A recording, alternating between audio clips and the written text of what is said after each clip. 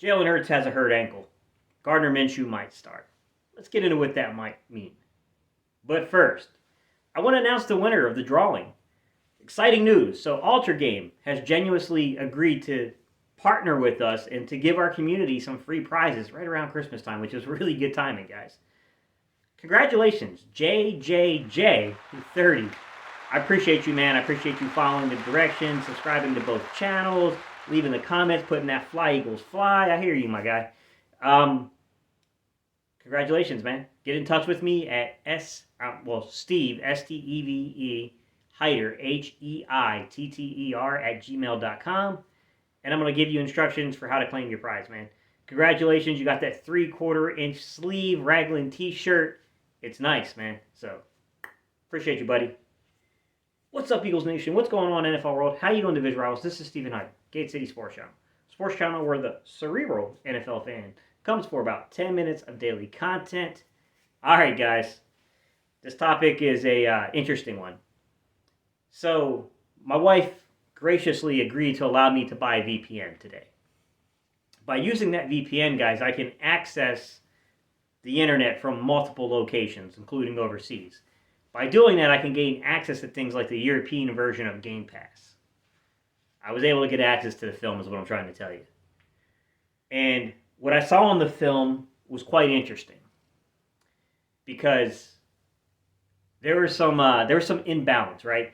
When I criticize today, what I want to say is Nick Sirianni didn't necessarily call a bad game. That's not what I'm saying. I'm talking, the way he scripted plays. There was definitely things open on the field. I saw it. But I do think there's an element of that game to where the game management didn't make a ton of sense to me. To where there was this long duration, this long period of time to where we seemed to really hold steady to the passing game, and Jalen Hurts was struggling. Mind you, guys, I get what they're trying to do, right? I mean, they're viewing this from the lens of we're a run-dominant team, but we do know we have to advance this young quarterback into more of the familiarity with reading the field and being able to hit on those 24 to 30 at the most throws in a game, if you will. They're identifying with this, guys, but they're trying to progress things forward too. And it felt forced by the film. And I said that in yesterday's video, guys, that I felt like Jalen Hurts was given a directive to be more decisive with the football. And that did not lead to a lot of positive play results. Early in the game, he hit a couple where I thought he was very decisive on the read. He made some risky throws, but he was right on the money with them. When he wasn't on the money, things went wrong. So I will say that there were some things there to where you have a struggling quarterback. Maybe if your sole purpose is a season where you feel you're a contender, you probably switch to the run a little faster. But because you're quasi contending, you kind of have a schedule that should be somewhat manageable to keep you in contention. But you also have a young roster you're trying to evaluate. And it's more than just the quarterback, guys. I think they're also trying to evaluate this wide receiver room. And I think that's why you saw the attempts going to guys like Rager. And to be honest with you, Quez Watkins got a ton too. I showed you guys the target breakdowns yesterday. It actually, the way it kind of laid out, all three receivers had the most in targets. But it went Rager, then Quez, then Devontae. Then you go into your, Dallas Goedert and your running backs. So breaking that down, guys, what that tells me is that there's an evaluation kind of being tied into this, and they definitely tried to capitalize upon the Giants. The thing is that Patrick Graham's a really good defensive coordinator. That Giants football team might not be the greatest. That doesn't mean that they don't have some aspects of their game, of their team that's not really good. Their secondary is pretty good, guys. And they were down at Dory Jackson, and they were still pretty good in this game. They're physical. They come up and challenge you at the line. They make the throwing windows very tight. They force turnovers. I felt like we sacrificed an ability to win the game by trying to evaluate a little too much. And I'm not faulting them for trying to evaluate and try to grow, because I understand their argument that for Super Bowl rosters, you can be a run-heavy team, but we haven't seen a team that's solely built around a running quarterback, even though I really think Colin Kaepernick came really close in the early 2010s decade. We haven't seen that happen yet, where you only solely have that with a running quarterback. But I also would say that this offense is a little different from like the early Michael Vick Falcons days, and then also what we're seeing with Lamar Jackson. The running game is, there's some similarities there, but I also think there's some pretty distinct differences here. I think we're built around a little bit more of a power run game than what people think. We still have finesse, though. I mean, we see things where they do, that kind of cross zone stuff you see there and things like that. With that said, it leads us to an interesting conversation here today. We're going to know a lot by this afternoon because Jalen Hurts, we're going to know something this, Wednesday about his injury status. They're going to have to declare something. There's the potential. I don't know that he's going to be out. I have a hard time believing that Jalen Hurts is coming out of this game if he can physically play. I don't see him sitting on the bench, benching himself because of this. But it does lead to some interesting things if Gardner Minshew can get into the game because I would have a feeling the offense could be different. Now, I think we could have a legitimate debate of even with Gardner Minshew in the game, should the offense be that different?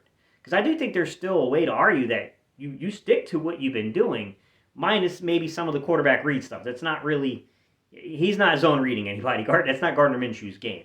But you should still be a pretty heavy run football team that does some things. But I will say, things are going to be a little different just because Gardner Minshew's not as a dynamic of a football player in terms of his ability to be a runner.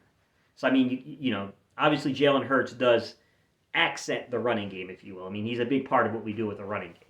So with him out of the game, I mean, things are going to change a little bit, of course. But I still think that run should be the center, especially if you can get a guy like Jordan Howard back. But I'd also probably warn, don't force the Jordan Howard thing. Like, if he's not ready, let him get to the bye week, heal up, and be ready for Washington. Because I think that's the real test is Washington.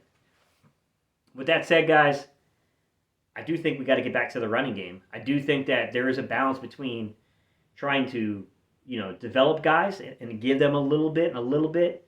There's a balance between trying to grade guys at the quarterback position, try to grade guys at the skill position, and giving them opportunities and looks to know what you have to do in the offseason. And at the same time, you got to balance that with actually competing. Because we are, for all the weird things, like a half a game back now. So, it's everything, guys. It's a little bit of everything that has to be done here. And I'm interested to see how the organization approaches this going forward. I know there's a nefarious storyline out there that this is Howie and this is Jeffrey Lurie being involved in play calling. And I said this before, guys. There's an element of truth to that to an extent, but I don't think it's as nefarious as people are making it out to be. Yes, they want evaluation, right? Yes, the front office does have things to do with analytics and studying stuff. They've already told us that they have guys that evaluate opponents and give notes back to the coaching staff. So yes, there is an element of truth to that. But I don't think it's as nefarious as people think. I don't think they're literally with a headset in there calling in plays, guys. I mean, sometimes the media can make it seem like that's what's going on. And to me, that's a step a little too far, guys. With that said, guys, leave your opinions down below. What do you think about this whole situation? I think Jalen Hurts is going to play personally. I think it's really just, interesting storyline for a day or two. But I really expect that Jalen Hurts is going to play. He seems like the kind of guy like a Jason Kelsey that he's going to be pretty hard to convince to stay on the sidelines. I don't think I don't think that's going to happen personally. But you never know, man. I don't know the extent of the injury. I always leave myself open to change that opinion. And of course, I can't control injury, so maybe he is too injured, but I doubt it. With that said, guys, leave your comments down below. What do you think? What did you guys think? If you've had an opportunity to see the All-22 yet, don't worry. I'm going to bring some videos up.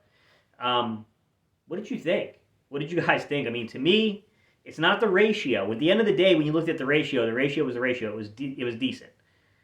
He ran the ball over 30 times for over 200 yards, but it was the in-game management of the quarterback and the skill position players that you're trying to develop, you're trying to grow, and you're trying to also grade. It felt like we should have moved away a little sooner than what we did there, and it just worries me sometimes that maybe we go a little too deep into trying to grade and evaluate. All right, guys, I appreciate you, and I'll see y'all in the next video.